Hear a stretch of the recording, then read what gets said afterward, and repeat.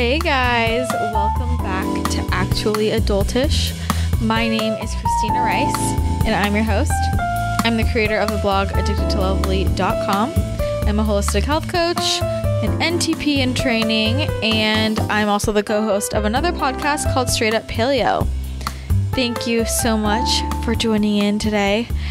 I'm super excited about today's guest, but first things first, I just want to remind you that if you haven't already left a rating and a review on iTunes and or Stitcher, please do so. It means a lot to me. And make sure that if you're enjoying the show, you're telling everybody about it, letting them know that you love Actually Adultish.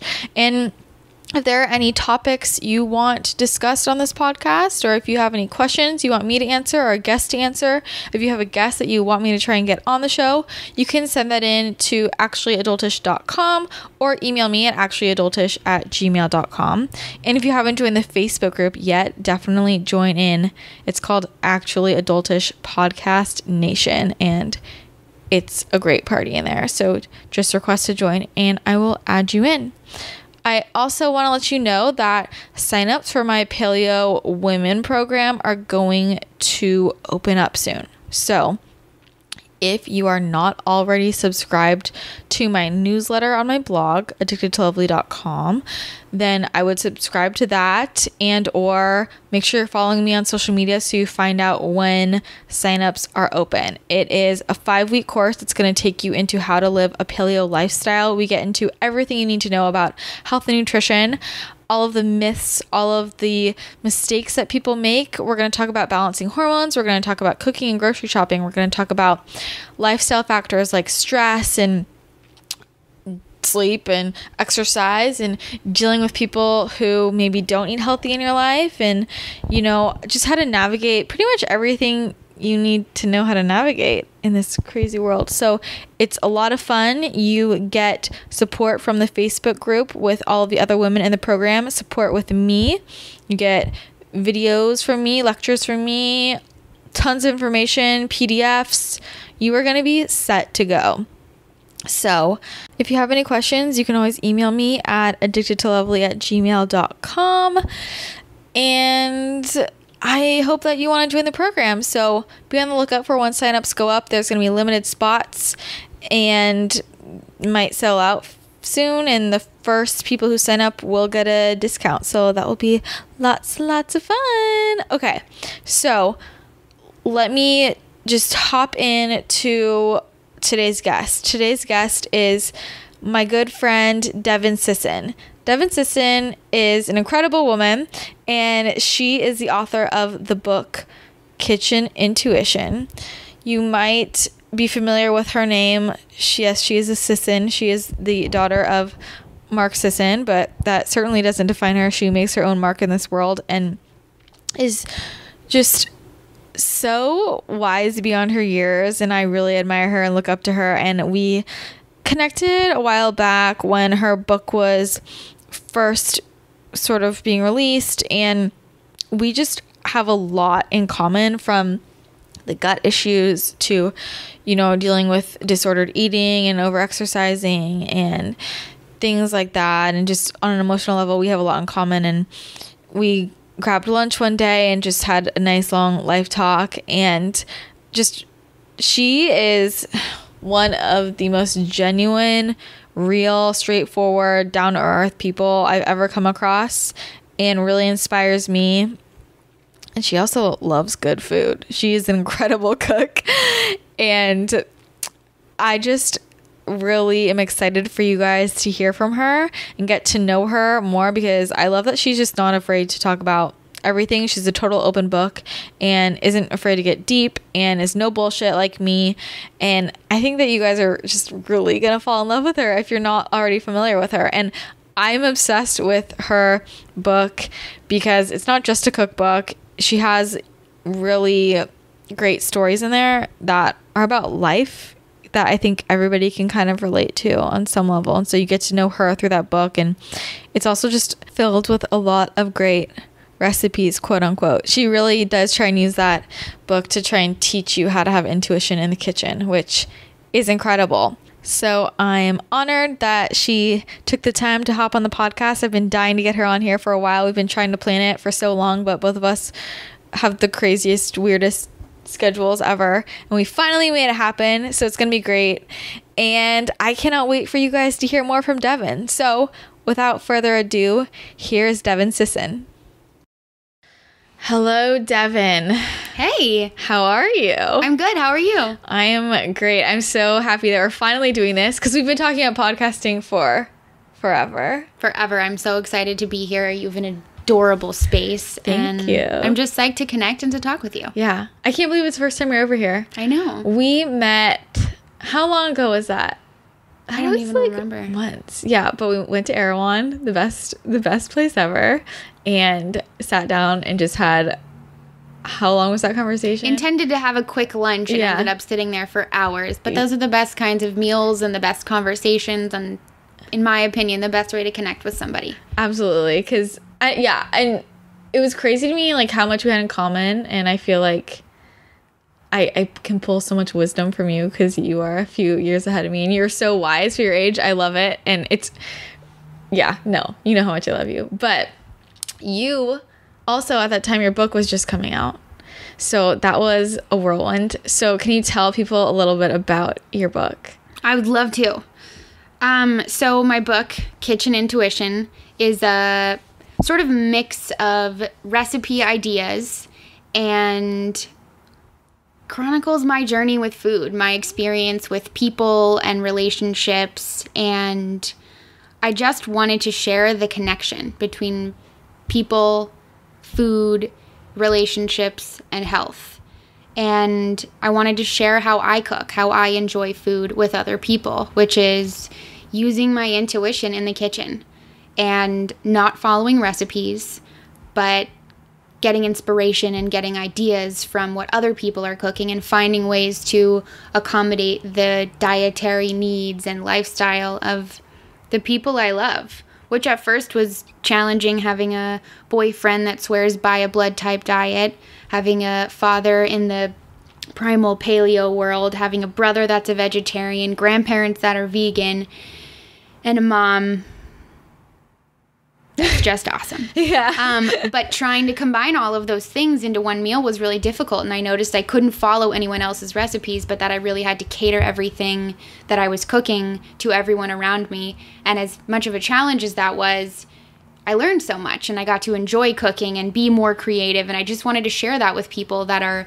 looking to improve their quality of life through food and those that are afraid of cooking. Yeah. I love that. And something I love about you is that I feel like a lot of people treat food as such a religion and they're trying to push their dietary beliefs themselves onto everybody else. And you and your book are not about that, and your family is, and I'm sure, well, we've talked about this before, like you get this question all the time and it's like, you've talked about, I mean, did you ever feel pressure to eat a certain way growing up? That's the funniest thing. And I get that question often, but there was always, healthy food in my parents' house growing up, but it was what was the health trend at the time. So I definitely grew up eating a lot of whole wheat or tofu, a lot of like vegetarian options, substitutions, a lot of pasta and rice, a lot of low-fat milks, things like that. Everything was organic and good quality, but that was the health trend at the time. So it's interesting to see how it's evolved. So right now, I would say, I was pushed to eat a certain way, but that's just what was available to me and what was around. And what I saw my parents do was not what they ate, but that they were conscious of eating. And I think no one ever told me to eat my vegetables or to go to bed at 8 o'clock or to make sure to brush my teeth and get good grades. I just watched my parents do those things. So as food has kind of evolved and changed and the lifestyles and the diets have come about, my interest now and in sharing with other people is encouraging myself and others to just do research, just to be aware of those things. So it's not wrong how I ate when I was younger, though I would not eat that way now. But what I saw was that they set the intention every single day to put good quality food in their bodies based on the research that was available to them at the time. Yeah. And the other thing I love is that, okay, so, well, your cookbook is the only book I've ever actually made a recipe out of. I was thinking about this the other day and I love it. And something that's interesting is the whole measurement. You don't give a lot of measurements, which I love. And can you explain like why you did that? Yeah, and it's funny because my editor was not happy about that. Devyn, you have to put tablespoon, cup. You have to put measurements and times. People get really upset about it. Because I've tried even just putting things on my blog like without measurements. And people are like, well, how much? I'm like, you just toss it in there like salt. It was in part, admittedly, to take some of the pressure off myself if somebody made a recipe from my book and it sucked. True. But also it's like, how much parsley I like is different than how much parsley you like. Maybe you don't like parsley and you'd prefer to use cilantro or mint or basil. So I really just encourage people to pay attention and figure it out, to use what they have in their homes and to use your body as a measuring tool. Measuring tools are very, very helpful when you're baking. Baking is a science, and you need a cup of this and a teaspoon of that and a tablespoon of that. But when you're cooking, getting connected with your food is a lot easier when you have to use your hands, when you have to feel what it feels like to rip up the lettuce or to shred the kale or to drizzle the olive oil on something. Feeling the weight of the salmon before you cook it makes it feel differently in your body. It's like, wow, this is how it feels in my hand, and that's what's going to be going on in my stomach in 30 minutes or whatever. So the measurements are just a way to encourage people to be responsible for what they're putting in their body and to freaking experiment all the time. Yeah. Use different oils and fats and lettuces and greens and vegetables. Try new proteins, which you're always doing all the time. Yeah. But don't follow a recipe. Like, just figure it out. Even in my book also, mess up. Add way too much dressing or way too much salt, way too much basil, or not enough of this to a dish, so that you kind of learn and you don't do it again. Yeah. It's cool because that literally is teaching someone intuition. And that's hard too. But the other thing is the way you talk about cooking and food. Like, cooking is obviously so much more to you than just cooking. Like, I can see that, and you can tell when you read the book, and especially the fact that your book isn't just about recipes, it's more about the stories.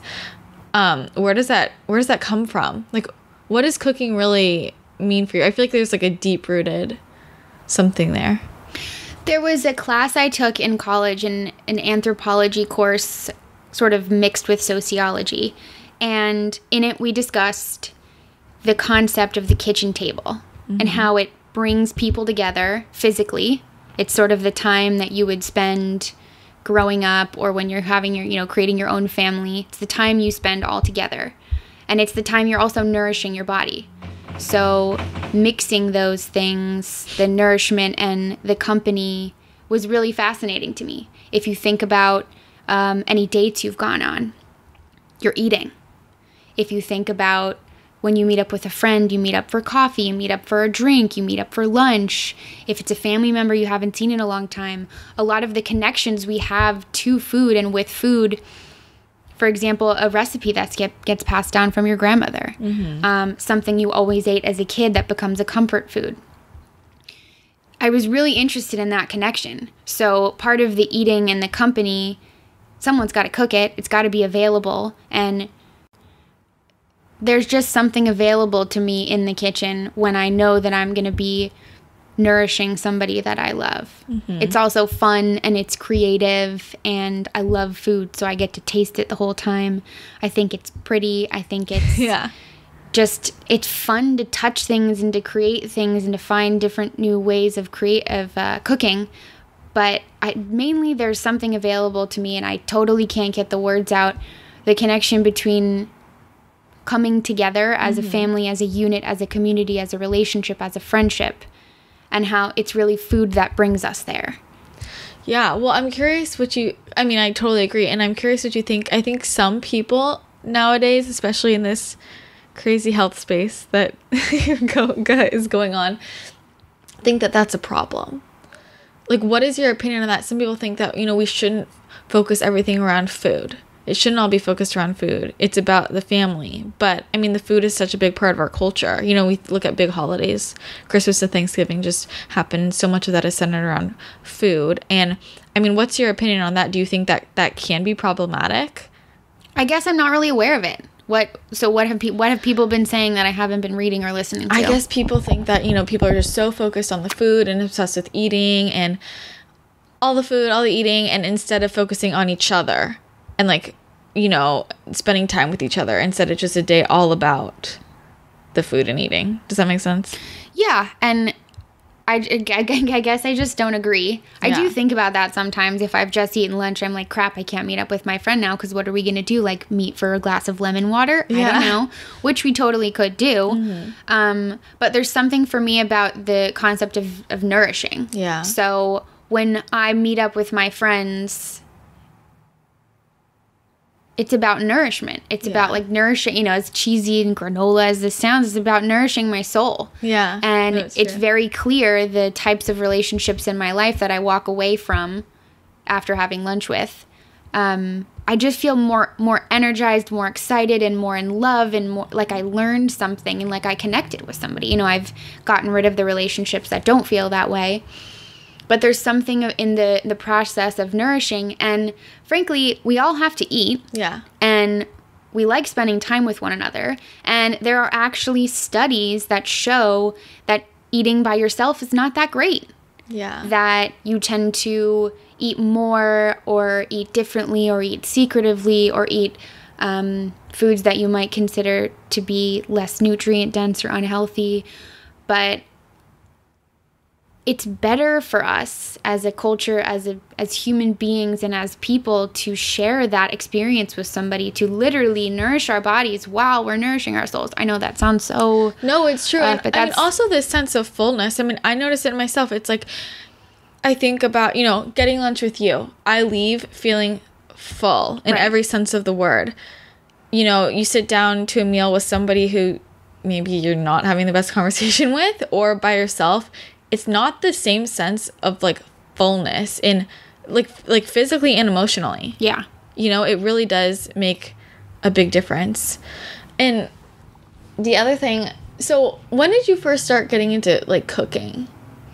Somebody asked me this last night at a dinner party, actually. And my parents did not cook much when I was growing up, except for having dinner together. So if I was hungry, it was microwaving organic tofu chicken nuggets, or, you know, or a bowl of peas, which tended to be our favorite snack. I don't know why. Random. It was kind of like you're on your own. Yeah, okay. And there wasn't, like, food made in the house all the time. My parents that was not part of how I grew up. So my brother and I sort of had to learn to fend for ourselves. My grandparents also are not big at cooking or eating. I haven't been passed down any cool bolognese recipes from my grandmother. And then I just remembered recently that I worked in the cafeteria in middle school. Did you really? Not in middle school, sorry, in elementary school. I worked in the cafeteria to get out of class 20 minutes early every day.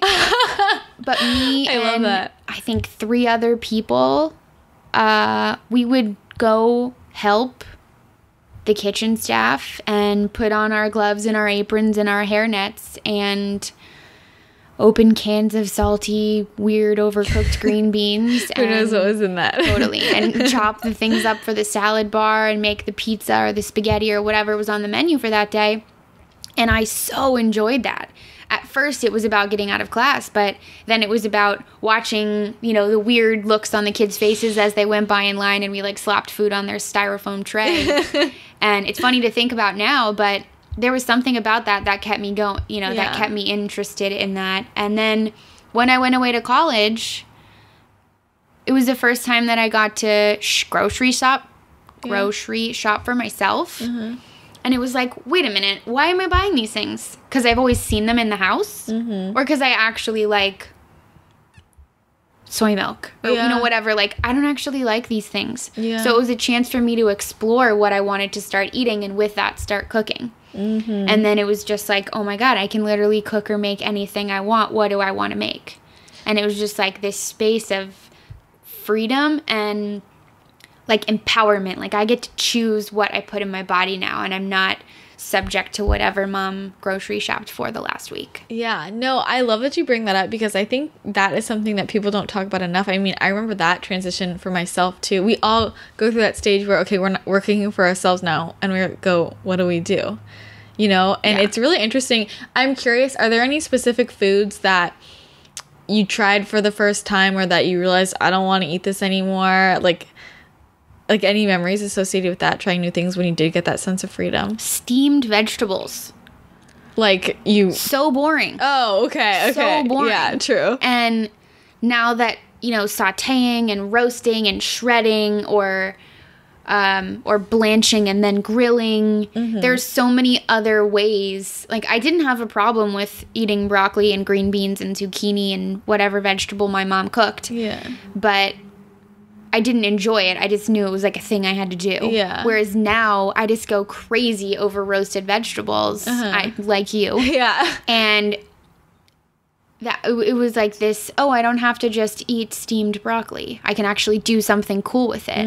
Is that kind of what you meant? Yeah, exactly. That's totally what I meant. Yeah. At first I was like, I hope you don't mean that you were excited to try steamed vegetables for the first time. No. I was like, please. There was a period of time where it was like, I could totally buy Lucky Charms for myself right now, or Cheetos or whatever. And I actually don't think I ever gave into that. Sugar cereal was the forbidden fruit when I was younger. I never ever got that, but it was very clear that when I went to other people's houses, their parents loved them more because they got to eat Lucky Charms. So there was a period of time where it was like, I could totally buy Lucky Charms for myself right now, but I didn't actually.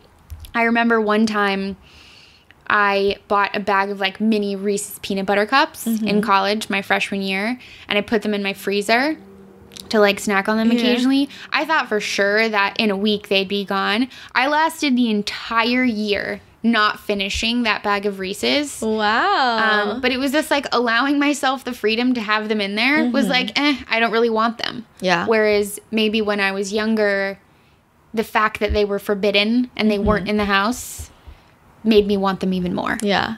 Isn't it interesting how that has so much of an effect on what we want and what we do want? Just telling ourselves, you can have it. Yeah, totally. It's crazy. I feel like that's the general... I think of college drinking when I think of that. Like, it's the first time a lot of people's parents, aren't saying you can't, and then everyone's just like getting drunk off their ass. And that's what I think of. For us, it's like the peanut butter cups, you know? So I love that. I think... Before I forget to ask this, because I feel like you're the perfect person to ask this, because I think this is something that a lot of people struggle with. So much of why you love nourishing other people and you love cooking for people. How do you deal with that when there are people in your family or friends who eat very differently from you? Do you ever struggle with that? Because this is something that a lot of people ask me. They go, well, no one in my family wants to eat healthy food. And, I want to cook for them, but they complain and they don't like it.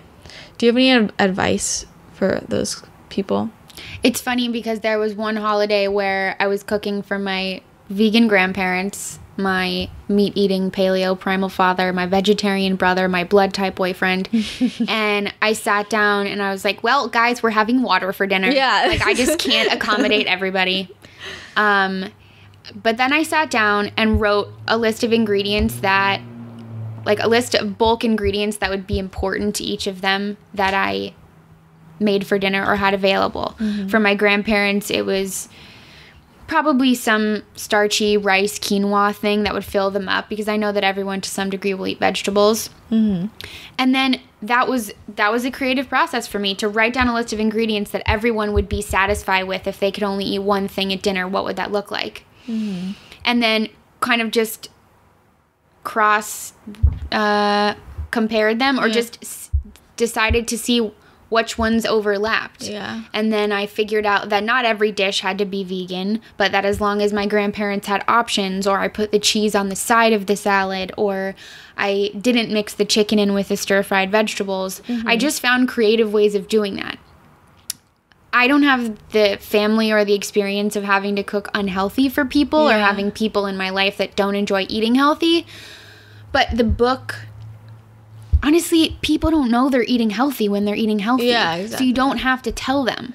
you know, for you to make a big deal about it. Totally. Yeah. Like, for you, I might not roast watermelon radishes and give them to your family. Yeah. But if you could find a way to make like a cheesy cauliflower bake and not tell them that it's like super healthy and paleo, they would try it and like it. That's exactly what I did for Christmas. I made my paleo mac and cheese, and you know, I just didn't say anything. I said I'll make a vegetable side dish, and I made this thing, and I didn't tell anybody what it was, and they ate it, and they're like, "This is so good. What is it?" And my family, they tend to, because they know I made it, it's gross. Because they know it's healthy. They're very, anything that's labeled healthy, they don't want, you know? And I was like, that worked out perfectly. So that's literally what I did. And that's kind of the best suggestion. Yeah. And the minute you're like, but it's vegan and it's dairy free and it doesn't have this in it and it's all organic, they're like, ugh, whatever. And I find that with my desserts, with my raw superfood desserts, if I just don't tell people that that's what they are, they love them. If I'm like, hey, here's this thing made with superfood that's not very sweet and also delicious and nutritious, they like don't even want to try it. So almost conning them into eating healthy. And oddly enough, that was my first experience in like, maybe I should write a cookbook. When I was living in New York, I would invite like 6 of my girlfriends over to my tiny studio and I would make dinner for them. And you know, in New York, I think the health scene is a little bit different. So none of my friends, at least, were interested in eating a kale salad. Everyone would go out and get drunk and have pizza at 2 a.m.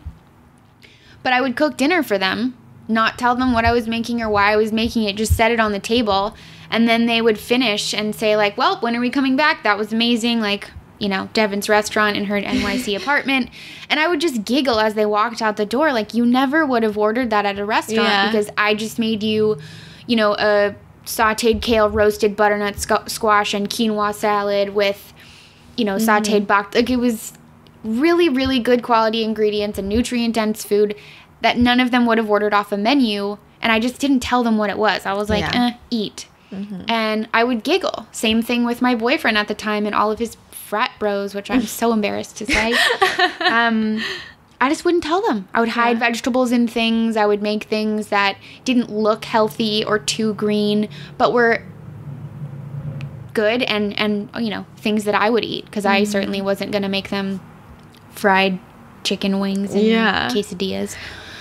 So my advice, just don't tell anyone. Just make something and let them make up their mind about whether or not they like it, and get to know the people you're eating with and around. If you know that your family loves melted cheese, find a way to mimic those flavors or that sensation in a way, you know, because everyone loves melted cheese. Yeah, true. Just figure out a way to do it. Because you don't have to tell them what they're eating. I agree. It sounds weird. I think also sometimes people get nervous about cooking for other people.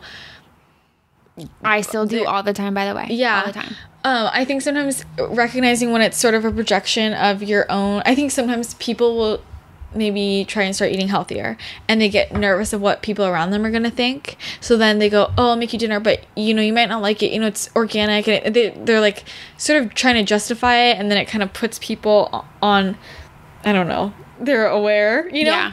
Versus, like, if you just acted confident, just like, this is what I'm making. It's good. You're going to like it. Then they'll go into it thinking the same thing. You know, it's, if you put this idea in their head that they might not like it because it's healthier, then, like, they're going to go into it with that expectation. Totally. Yeah. And the only experience I've had with that, and my cousin lived with me for a while after he got out of rehab, only lived on Diet Coke and pizza and candy for most of high school. And I would just cook and put it in front of him. And before you know it, he's enjoying sauteed spinach and asparagus and omelets filled with vegetables and chicken breast and things that he never would have said, hey, Devyn, I'm hungry. Can you make this for me? Yeah. But I would just cook it and he would eat it. And again, I didn't preface it with anything. But what I do like to do afterwards sometimes is be like, by the way, guess what you just ate? Yeah, I love that. That way I'm kind of reinforcing, like, I'm not putting it in their head beforehand, kind of setting myself up for failure. Instead, I'm like, you like that, right? Guess what you just ate? And I try to reinforce that as often as possible so that they're like, have this positive experience with healthy food. Clean eating. Yeah. I don't like the word healthy. Clean eating? Do you like the word clean eating, though? I think I like that. I don't know.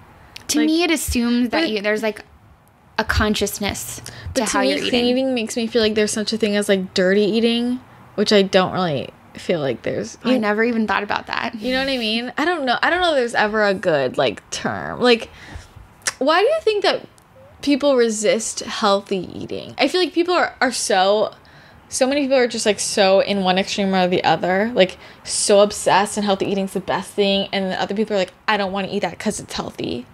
And where do you think that comes from when people, like, resist trying healthier options?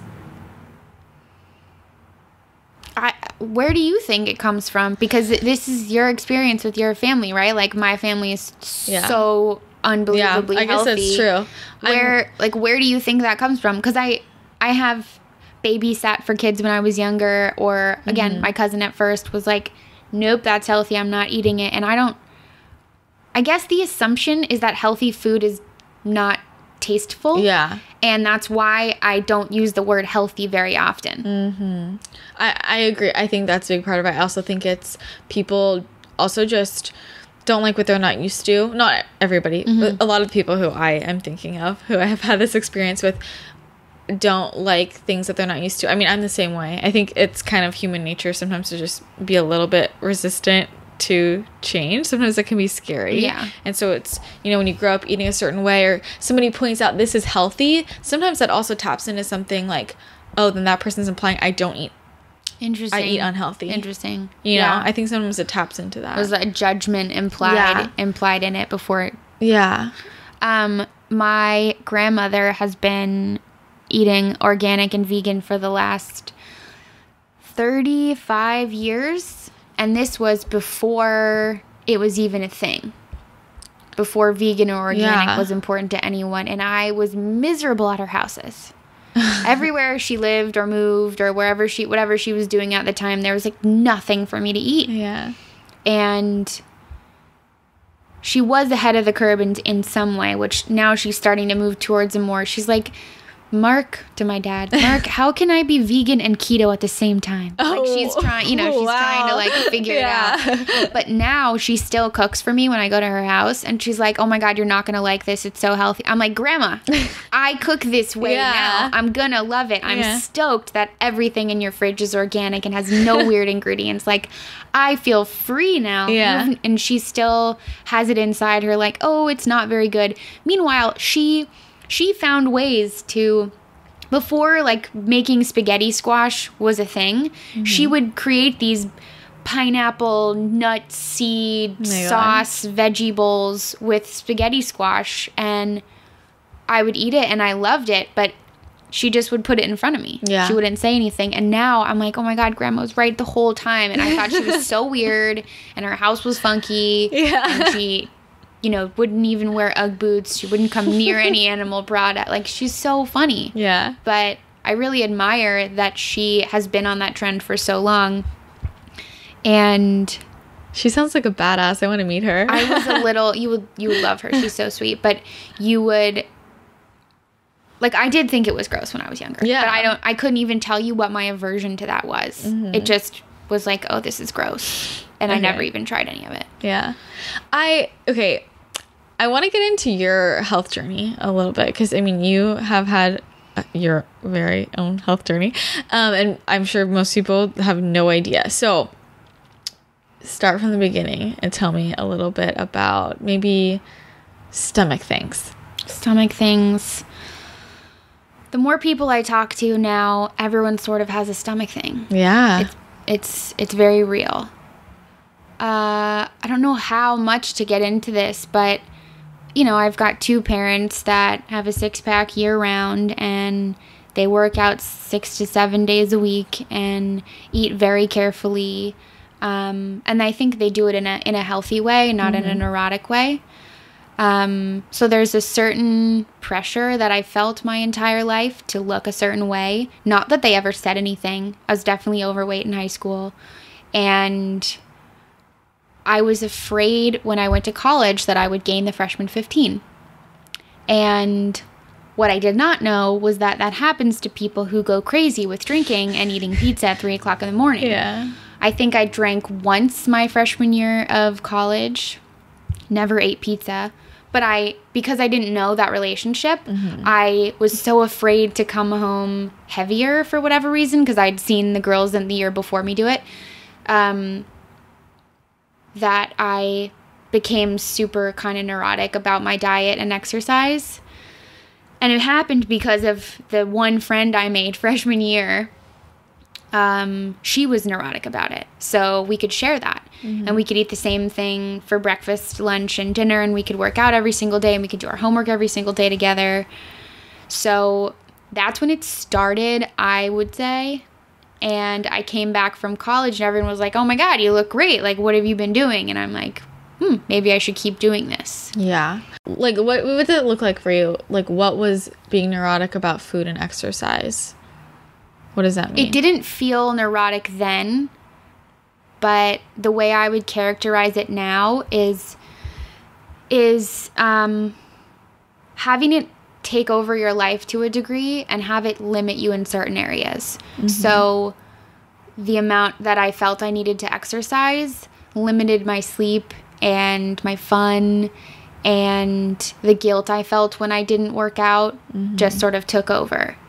I didn't so much connect that with food quite yet, but even how I would do it now is like, if you're not going to allow yourself to occasionally enjoy something that's out of your comfort zone, a dessert for a holiday, a cupcake for your birthday, a super sugary latte once in a while, then I feel like it becomes neurotic. And I'm totally in the middle of that right now, by the way. Like, absolutely neurotic about this. Not to the extent that it's serving my physical health, but my stomach sort of just was in shambles. I think the guilt I started to feel when I was not eating foods that I considered healthy at the time, the anxiety I felt when I wasn't going to the gym as often as I would have liked, if my pants fit differently from one day to the next, the combination of that and all this uncertainty. I switched colleges 3 times. So there was a lot of That's a lot. Moving, a lot of transferring, a lot of just weird things going on in my life. And it just started to mess up my stomach. And I got, do we go into SIBO? Yeah, go into everything, girl. I could not figure out what was wrong with me. Went to every doctor, whatever. Eventually somebody told me that I had SIBO, small intestinal bacteria overgrowth, and gave me 2 weeks of antibiotics, sent me on my way. Didn't say that it would ever come back. Didn't say that it had anything to do with my diet or my lifestyle. Just antibiotics and you're gone. A couple years later, I was in a stressful relationship. I had moved again. I was neurotic about my food choices. I was smoking weed every night and eating way too much because I had the munchies. My SIBO acted up again. I saw a different doctor. We went a more holistic route for a while, and then I did antibiotics again. But at that point, I had a better understanding of my relationship with food and how the stress I was experiencing caused the imbalance. And there was a year prior to that where I didn't have a period for 9 months. I was way too thin, and it's only about a month or 2 ago that I can finally look back at pictures and be like, that wasn't so healthy. But it took almost 2 years to realize that. So I know this is all not making a ton of sense, but what I'm trying to get at is that I'm focused on right now in my life learning more about the connection between my stress levels, my happiness, my relationships, and quite literally the way I digest food. And what SIBO is an imbalance of bacteria in your gut. And so many aspects of my life right now I can tell and I can feel and I can see are imbalanced. And I'm watching my body make that clear to me. And makes me sad, honestly. Like, how could I do this to myself kind of thing. But that thought's not serving me either. It's very complicated. Okay, there's so much to go. So at what point, like, what made you realize that that things with, like, the food and the exercise were, like, needed to change? I just think I couldn't sustain it any longer. I couldn't. In terms, like, mentally or physically, or both? Both. Because I went to the doctor, like, no energy, no period, zero sex drive to speak of, like, bruising all over. Yeah. Drinking all the time because my stomach was hurting all the time, so I felt like wine relaxed me, and my blood test results scared me so much that I just went too far the other direction and was like, screw it, I'm gonna eat whatever I want, I'm gonna do whatever I want, I'm gonna figure all of this out, but I need to get my body back to being healthy. But I just ate pizza one too many times, good quality organic pizza from nice restaurants, but I don't know actually what made me realize that it just was hard to sustain, because it was like, I'm starving all the time. I'm eating, but I'm starving all the time. I'm going to the gym, but I need to take a nap afterwards because I can't lift the way I used to or move the way I used to. Were you restricting the amount of food you ate or just ingredients? Ingredients. Okay. Yeah. I think it's an important distinction to... Yeah. Because it can be just as... I mean, it was the same with me. I'm curious what happened with that friend that you had who was sort of feeding into your patterns. I still talk to her occasionally. So this was... almost 8 years ago now that we met. I still talk to her occasionally. Once a year when I visit New York or Florida where she lives, we see each other. She's still in it. And now that we're in a different place and we've had a different experience, we can come together and discuss how we look at things. But, we go out to a restaurant and she's very particular about only drinking half of her cocktail because there's too many calories in it, and not finishing her plate or only ordering things with certain ingredients. Like, we're both very much still in it, and it's totally something that I deal with every single day. And like, what I said before we turned this recording on was like, we teach that which we need to learn. And I'm 100% in the middle of all of this again and right now. And I think it will be something that I have the privilege of dealing with for the rest of my life so that I can help people with it based on my experience. Yeah, I think that's beautiful. I think that you were meant to do that. I can see it. And I really appreciate you like being so open and explain, because I know so many people listening to this deal with the same thing. And like, it's really useful when we know we're not alone, Did that cause any, like, how did you navigate that relationship when you were like, you said you kind of had a turning point where you said, fuck it, I'm just gonna eat what I want? Did that sort of end your relationship with her, or did she... We were living in different states at that time and so not speaking. Yeah. Just because we were like so different places in our life, so it didn't really affect it. And I don't think that it would affect it now. And it's funny, I've kind of attracted a lot of these relationships in my life because my best friend in New York, when we first met, she was like in the middle of an eating disorder. And I watched her heal herself through it, kind of go too far the other direction again. And now she's like just killing it in her relationship and her job and her living situation and her health and her exercise. It's been really beautiful to watch. And I write about that in my book. Her name in the book is Lolita. But one of the things I did with her was we grocery shopped together. She watched me cook. We talked about it. I feel like I was along for the ride, but I got to watch her in a worse condition than I had ever been from sort of a eating disordered situation.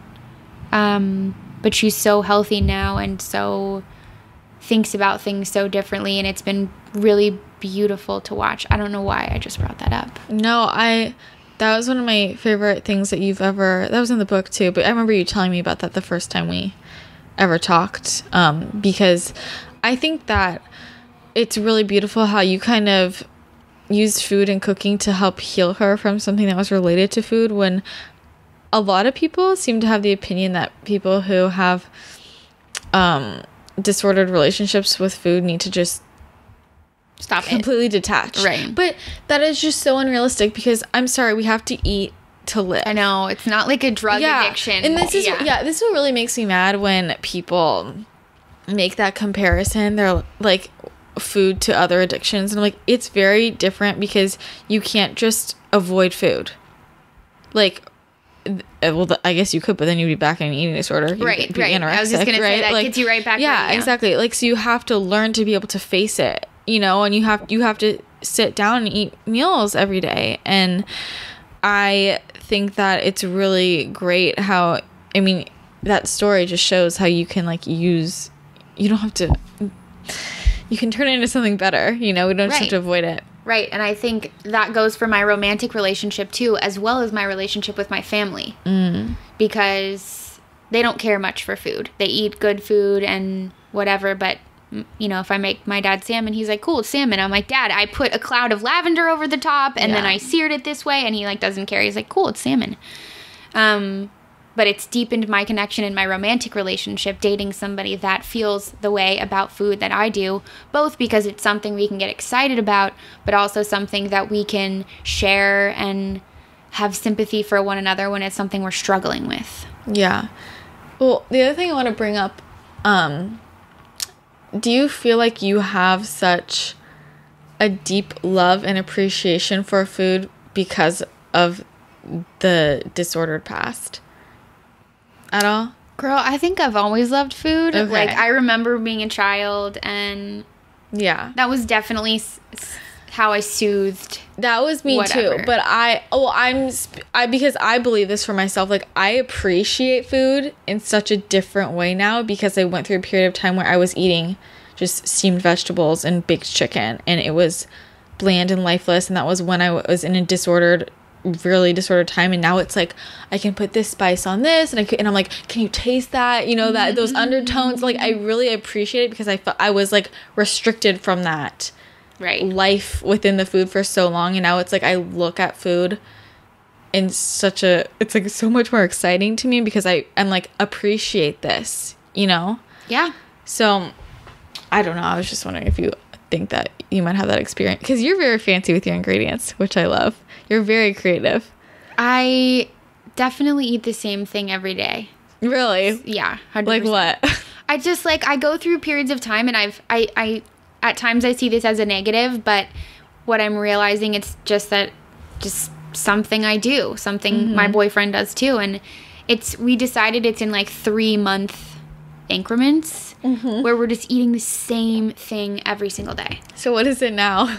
Right now it's spinach, eggs, broccoli, sweet potatoes, roasted tomatoes, onions, and garlic in various combinations. I'll make soups out of it. I'll make potato, French fry kind of thing, sweet potato fries. I'll saute the broccoli and steam the broccoli, and then I'll pulse the broccoli and turn it into veggie burgers, and I'll add other ingredients. Obviously, it's not the only thing I eat, but it's like those ingredients right now that I'm most interested in eating because for whatever reason I crave them. They taste good. They feel the best in my body.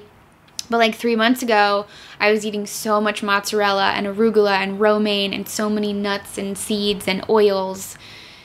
And I think it was probably during the summer that we just wanted to make like this creative fucking salad every single day. Like the most colorful, put every spice imaginable on top of it. And before that, we were making pizza every day. We were finding different ground meat products to use as the base for vegetables and toppings and marinara sauce that we can put on top. But it's like every night that we don't spend together, my boyfriend FaceTimes me while he's cooking. And I know exactly what he's making. I love that. Turkey bacon with like melted farmer's market cheese, covered in arugula, covered in eggs, and then whatever I left over there the night before, like broccoli soup, sweet potato soup, whatever it is that I made. But I just like watch how we do things, but I kind of realize like it a little bit follows the seasons. It's been cold lately, so I want kind of warm, grounding, solid foods, whereas over the summer, crunchy nuts and lettuce and fresh vegetables were much more delicious to me. Yeah. So at first I was like, it's kind of a bummer that I eat the same thing every day, but I get so excited to find a new way to combine those ingredients. Yeah. And to make it more interesting. I love that excitement. It's inspiring. I like I'm starving now. Yeah, like, oh my I'm God. thinking about it. Sorry. I need to come over so you can cook for me. Totally. Okay, I want to get back into the SIBO and the gut issues and connecting this to stress, because this is something we talk about, and like I don't think it can be talked about enough, because I feel like stress is just, no one really knows what to do or wants to address it totally. So, I mean, what have you noticed in terms of the relationship between your stress and your SIBO or your stomach? It's interesting that I wrote a book called Kitchen Intuition, because in my stomach is where I tend to feel the stress physically, and where I tend to experience the discomfort physically. It's literally my gut, like my intuition, my gut feeling. And that's where everything tends to get messed up, is in my guts. And the biggest thing I've noticed as of late is how I feel physically when I'm in an argument with my boyfriend, or if I'm late to the airport, I'm gonna miss my flight, or I'm so nervous to go on a podcast for the first time, or just a really intense emotion. And they can be positive too. It can be excitement. You know, the nerves about the podcast was really just like misplaced excitement. It can be sort of upsetting or exciting, and I think my body tends to deal with it the same way, and I can feel it, whether it's cortisol or, you know, whatever's going on. It's like this tightening sensation in my guts. And for some people it's migraines, or it's backaches, or it's different things for different people, but there's just this tightening in my guts, this holding on to things. And what I've learned is not eating in those situations. So, you know, holding off eating when I get to the airport if I spent 25 minutes in the car stressed out about getting late to the airport. Finding a nicer way to have a meal after an argument. I'm sure we've all been in a relationship where you have an argument over dinner. I like put my fork down immediately, and I'm like, there's two options here. We talk lovingly and address this later while I eat, or I'm going to stop eating and we can just go. Let's figure this out right now. But one has to happen, because I really feel how it wasn't serving me to be in a stressful situation and eat at the same time, which also included, when I was living in New York, like standing up at a counter, scarfing my food down. Sometimes it's stressful for me to eat alone. Sometimes it's peaceful and I enjoy it. Sometimes it's stressful because I'm stuck in my head. Did I eat too much? Did I not eat enough? Did I add enough of this? Did I eat too much of that? Did I eat too much of that earlier? Has it been too soon since I've last eaten it? There's just like all this clutter going on in my head, which also does not allow my body to digest food.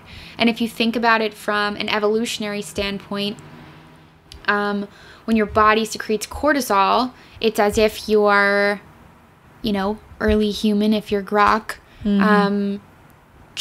being chased by a bear. Your body can't focus on digesting food when it's focused on surviving. And it's like one thing at a time. So my focus now and my interest now is in finding the most peaceful ways to nourish my body. And that includes spending more time around people that I enjoy, doing things that I enjoy with people that I love, and letting the rest fall away. God, I wish it were that easy.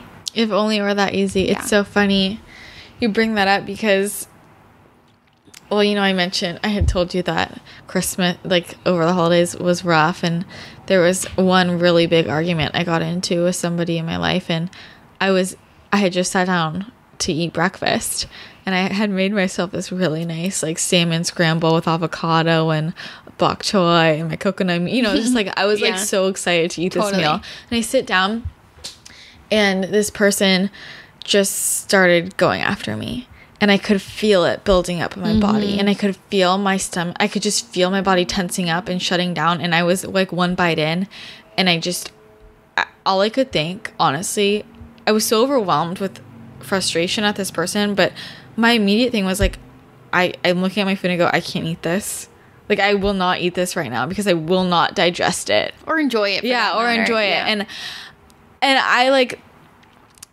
I ended up leaving the conversation, and the person was like, aren't you going to eat your food? And I was just like, no, I can't. But it's so true. It's like you can feel it in your body, and like people don't think about, and that's literally how half of this stuff forms, like physically in your stomach, right? Like when you're not digesting, that food is sitting in your stomach, like rancidifying, you know, because it's not getting digested. And I don't think people always process that. And it doesn't have to be that intense. It's like what you said. It's just standing up and scarfing down your meals, not chewing, all of that. But what about, I think this is a big issue. You know, and you're talking about how, you know, gut issues seem to be the new, I don't know, everybody has one. Health fad. Yeah, everybody has them. And I mean, I believe it. I don't think it's a fad. I think everybody really does have them. But what do you do when you have health issues and you know that you need to minimize your stress, but there are things in your life that just aren't going to go away? There's a couple things to do. Is becoming more aware of when those moments seem to affect you more and adjusting your eating habits accordingly. So if you must eat when you're stressed out before you go to the airport, have a smoothie, have soup, have fruit, you know, just something that is easier for your body to digest. Like, you know, almonds and Brussels sprouts probably aren't the call. I'm just thinking of like things that are harder for my body. A big bowl of cruciferous vegetables. Totally. And 2 pounds of meat. Exactly. But like, you're going to better serve yourself. That way you can even, you know, take digestive enzymes to support you through that time. Because I realize while you're stressed out, one needs to still eat. But if you can just make it easier on your body. And one way to do it is that by picking different foods or drinking a ton more liquids. Once a month, do a bone broth cleanse or a tea cleanse. Like, give your body a break. And for you, that might be different for me in terms of like intermittent fasting or maybe eating more often with smaller meals, so that whatever works for your body, but giving your body the best chance possible given the circumstances. And then beyond that, nothing in life is actually stressful. It's just how we think about it. And like you being late to the airport, you could be like, whatever. I missed my flight. We get there late. I go tomorrow. No big deal. Me being late to the airport, huge deal. But it's not the actual incident or the example that was the stressful event. It's just how we thought about it. And another good example of this, I talk about in my book, my best friend in the whole world is from Minnesota. Grew up on like green bean casserole and biscuits and gravy. She and I go to lunch, and she orders fried chicken and waffles, and I order kale salad.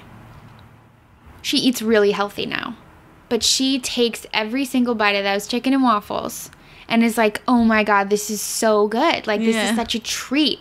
I'm really enjoying this. This is so tasty, and we have an awesome conversation. I sit there with my kale salad, and I'm like, oh my God, did I not put enough dressing on it? Is there too much dressing? Should I eat almonds right now? Or like, maybe I shouldn't be digesting this, or maybe I should have had chicken instead. Maybe I should. I just created a really, really stressful situation for myself.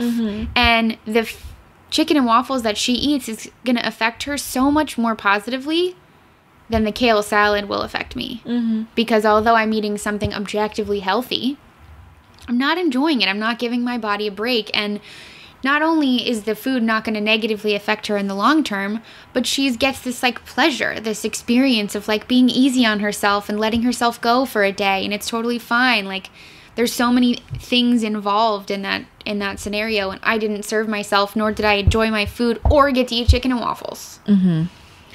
So I don't remember what your original question was, but that's where I ended up. No, that makes sense. Well, okay, where is your health at right now? I am being treated for another flare-up of SIBO. I'm not entirely convinced that that's actually what's happening.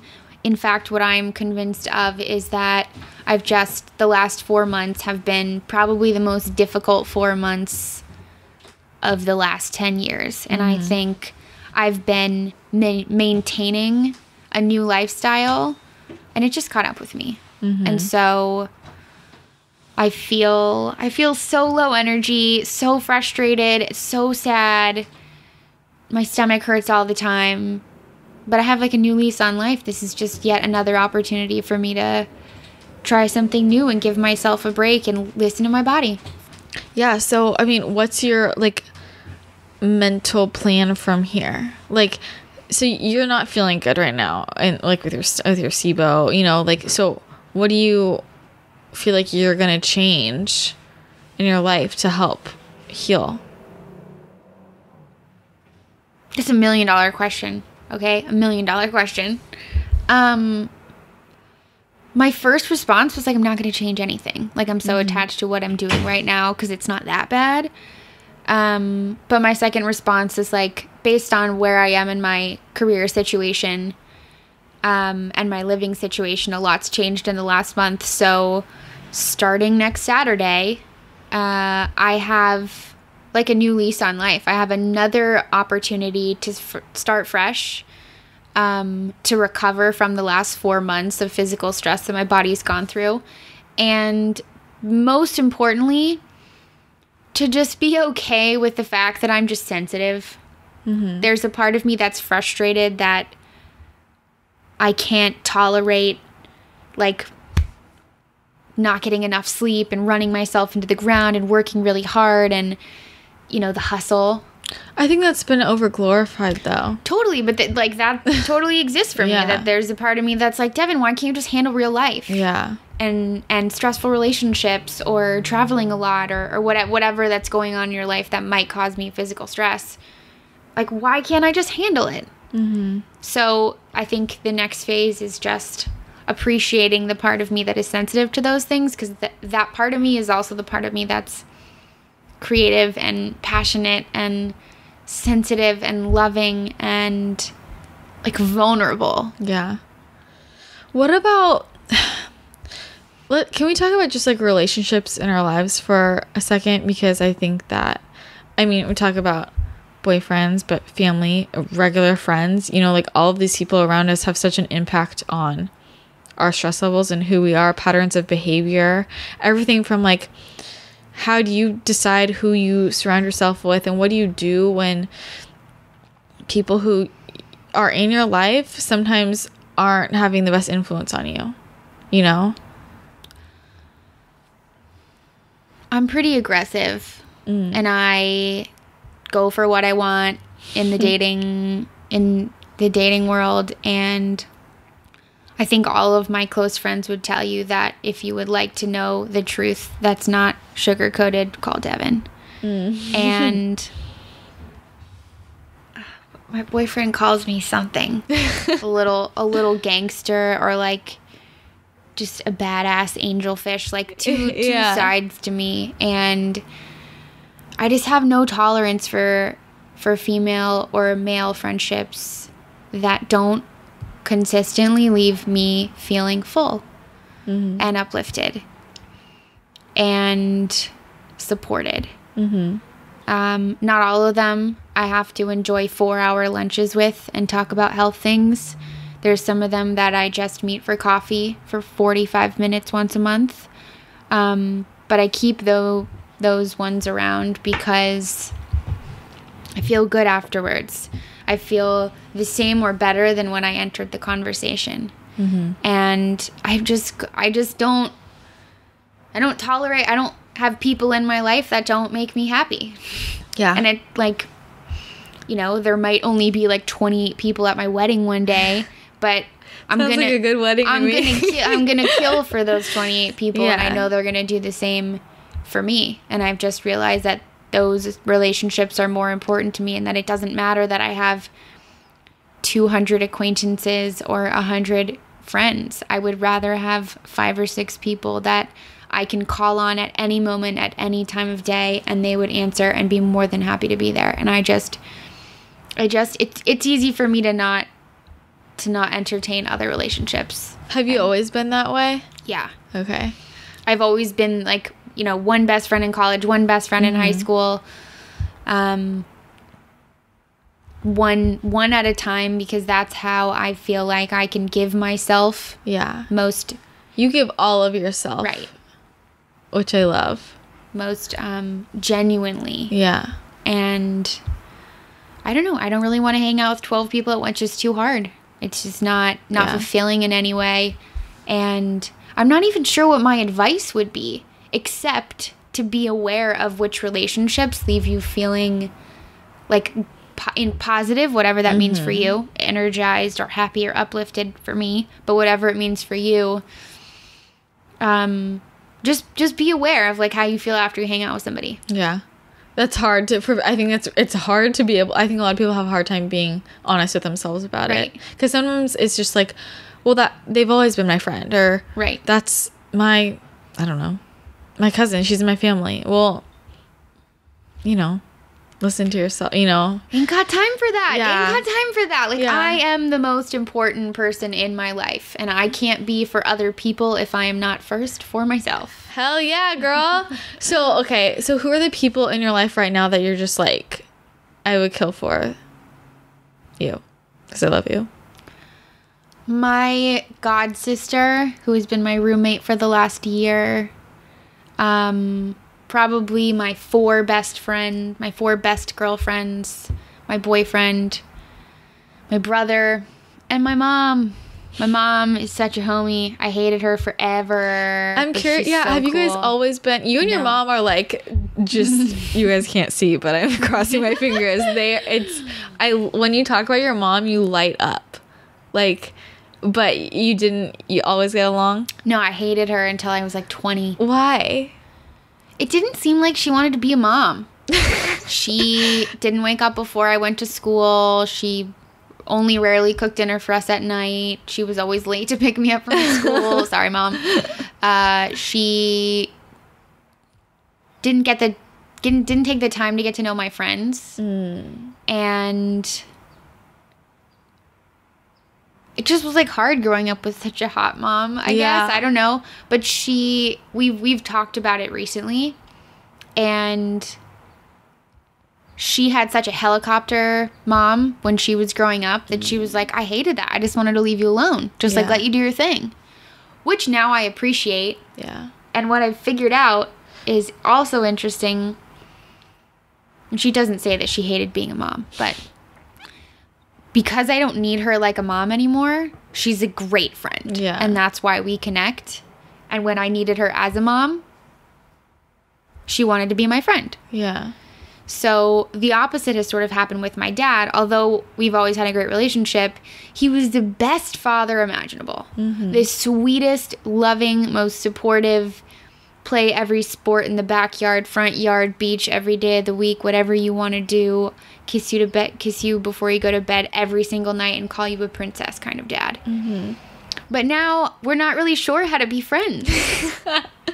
Which is funny because like we still have a great relationship, but he's still a great dad, but I'm like, he'll always be my dad, but I'm not in need of that kind of nurturing at this time. Yeah. And so I think we don't know how to be friends. That makes a lot of sense. I've had a similar experience with my dad. I feel like it's very awkward now. It's very awkward because because he only knows how to treat me as 5-year-old Christina who was sitting on his foot, like wrapped around his leg, and he would walk with me, like. Right, totally. And now I'm like an adult and pretending I am. And I don't think he knows how to connect with me, It's interesting. What about your brother? Have you guys always been close? Nope, hated him too for at least 16 years.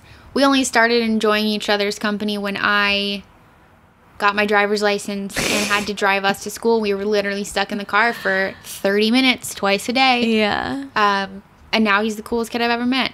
And he's so smart, and there's no competition. I just admire him and I appreciate him. He's younger, but he's like just better in a lot of ways. And we've done some business things together and had a great time doing that. We lived together for a little while. He's just a homie. He's so cool. Do you think things change just with age, or do you think there are things like in yourself other than just like growing up that change those relationships? I think they're one and the same. I think that the things in yourself change based on your age because of how you think about them. Yeah. And whereas there's a lot of competition with my brother and I, the only thing that's changed is that way I think about it. And now I just like think he's the greatest thing ever. So did you feel competition with him when you were younger? Yeah. Is that why you didn't Everything like him? was a competition. Everything. For what? Like for your parents' attention, or just? No, because he had a great relationship with my mom and I had my dad, so that was very equal. But everything, like, we would always be like, who could sprint the fastest? Who could throw the ball the furthest? Who could make this many baskets in a row? Who could get to the heater first when it was cold? You know, who could, like, there was just always competition. Yeah. And I thought he was annoying, which now he tells me he just wanted to hang out with me. And I'm like, oh, you went about it a little weird. But no, nothing has changed between us except the way we think about ourselves and the other person, and the things I thought were weaknesses or flaws in myself, I now see as strengths that have supported our relationship. And I just think so highly of him. But, like, he's the same little nugget that he always was. He didn't really change. Yeah. My growing up changed how I thought about him. Yeah, that's so interesting. Well, thank you so much for sharing all of that. I'm really glad we did this. Yeah, I am too. I think this is going to help a lot of people, because I think that there's something in that conversation we just had that pretty much anyone can relate to.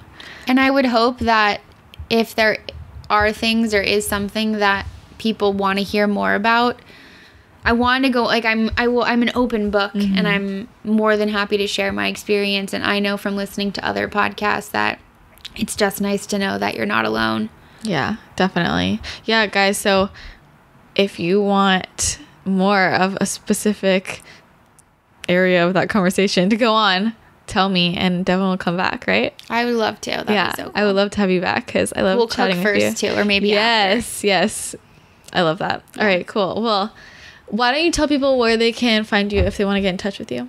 Oh, cool. Well, if you want to get in touch with me, Instagram, Kitchen Intuition. But if you want my book, Amazon. Yeah. Amazon is the place to get it. Yes. And she posts the most delicious meals on her Instagram. Every time I'm like, oh my God, please make this for me. And I don't even eat all those things. I just make my boyfriend eat them. Well, I don't care. I just like looking at the pictures. I know, they're so fun to make. No, that would be great. I'm more than happy to get to know anyone and talk to people, and I get emails all the time that I just love responding to. This is my heart song right now, and we're not alone. Yes, amazing. Well, thank you again for coming on. It was the best conversation. Awesome. Bye.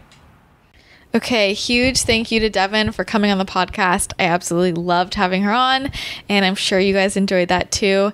If you want her back, if you want us to talk about something in particular, let me know. Send it in to actuallyadultish@gmail.com or to the website, actuallyadultish.com, or you can leave a comment on our Instagram page, actuallyadultish. Make sure you check out Devyn's cookbook, Kitchen Intuition.